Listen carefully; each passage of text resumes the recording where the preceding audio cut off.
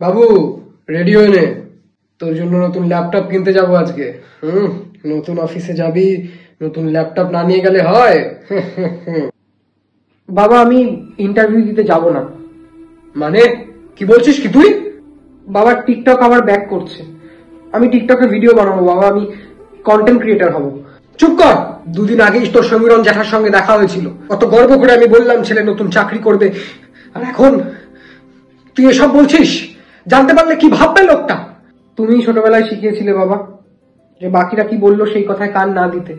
আর জেঠুর ছেলে নিজে ফুড ব্লগিং করে, বিনা পয়সায় সব দোকানে দোকানে গিয়ে বিরিয়ানি খেয়ে বেড়ায়। একদিন তো মারও খেয়েছিল লোকের হাতে, ভুলভাল রিভিউ দিয়েছিল পয়সা নিয়ে, সেই জন্য।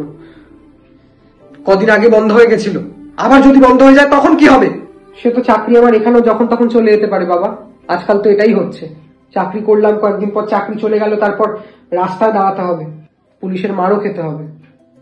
সরকারি চাকরি করলেও বাবা আমি বেশি দিন কন্টিনিউ করতে পারবো না। কন্টেন্ট ক্রিয়েটার হলে আমি আজীবন কন্টেন্ট ক্রিয়েশন করতে পারবো। আমায় জানিয়ে দিস তোর ওই রিং লাইট আর ল্যাপেল মাইকের দাম কিরকম হয়, আমায় লিঙ্ক পাঠিয়ে দিস হোয়াটসঅ্যাপে, আমি অনলাইনে অর্ডার করে দেবো। থ্যাংক ইউ সো মাচ বাবা, থ্যাংক ইউ সো মাচ।